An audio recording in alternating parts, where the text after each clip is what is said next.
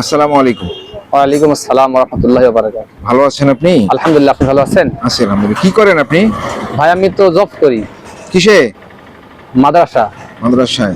আচ্ছা, এই আমি বুড়ি গেলিবি গয়া করি ভাই। আপনার বয়স কত ভাই? এই 30 সামথিং। আচ্ছা, এই 30 বছর বয়সে আপনার জীবনে কোনো সুখের সময় ছিল এরকম? আলহামদুলিল্লাহ মনে ছিল। পড়ে আপনার? আলহামদুলিল্লাহ ছিল। বলেন তো কোনটা সুখের সময় ছিল? আপনার যখন ওই বয়স কম ছিল, যখন বাবার হোটেলে খাইছিলাম, তখনই সুখের জীবন ছিল। তাহলে এখন বাবার হোটেলে খান না? না। এখন নিজে উপার্জন করে খান? জি। বিয়ে শাদী করছেন? জি। আচ্ছা, এই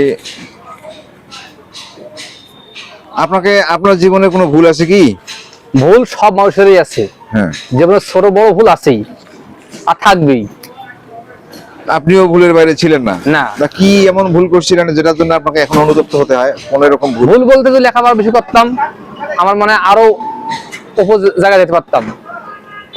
আমার বাবা মা বলছে বাবা আরো পড়ো, আমি পড়ি নাই, টাকার উপর ধান্দা ছিল যে না এটুকু হবে। এখন বুঝতেছি যদি আরো একটু লেখাপড়া করতাম তা আজকে আমাকে এখানে পাইতেন না, আল্লাহর মত অবশ্যই আমি আরো উপরে যেতে পারতাম। আচ্ছা, ছোটবেলায় আপনার বাবা মা আপনাকে এরকম কোন উপদেশ দিয়েছিল যেটা আপনার অবশ্যই মনে পড়ে এখন? অবশ্যই। কিরকম? যে বলতে বাবা তুমি ভালো লেখাপড়া করো, ভালো জায়গায় যেতে পারবা।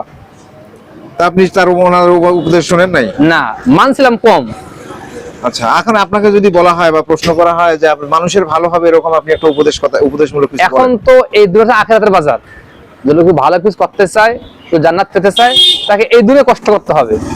যেমন সন্ধ্যা বিকেল লাগলেই বাজার লাগে, আবার রাত 10টা বাজে বাজার ভেঙে যায়। এটাও একটা আখিরাতের বাজার। আজ হোক কাল হোক মানুষকে মৃত্যু গ্রহণ করতে হবে। আর মানুষের উচিত কমপক্ষে 5 ওয়াক্ত নামাজ জামাতে আদায় করা। তা আপনার পরামর্শ থাকবে কি? ভালোভাবে চলা, আল্লাহর হুকুম মানা, রাসূলের আদর্শ মানা, এগুলোই।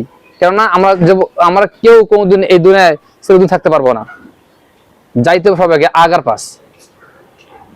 আচ্ছা আচ্ছা, আরেকটা প্রশ্ন করতাম আপনাকে, সেটা হচ্ছে বর্তমান যে ওই অন্তর্বর্তীকালীন সরকারের যারা উপদেষ্টা ছিল হ্যাঁ। তাদের বিরুদ্ধে অনেক দুর্নীতির অভিযোগ পাওয়া যাচ্ছে। এই বিষয়টা আপনি কিভাবে দেখেন? এখন ভাই দেখেন, এই দুর্নীতি যারাই ওই জায়গায় যাবে তাদের জন্য দুর্নীতি আসবেই, না করলেও আসবেই, তারা খাইছে। আচ্ছা, তা আপনার মনে হয় যে তারা দুর্নীতির সঙ্গে জড়িত ছিল না? আমার মনে ছিল না। আর কত তারা এই এত থাকতে পারতো না। আচ্ছা, যাই হোক, আপনার মূল্যবান মতামত দেওয়ার জন্য ধন্যবাদ আপনাকে হুজুর। ভালো থাকবেন। আলহামদুলিল্লাহ। আসসালামু আলাইকুম।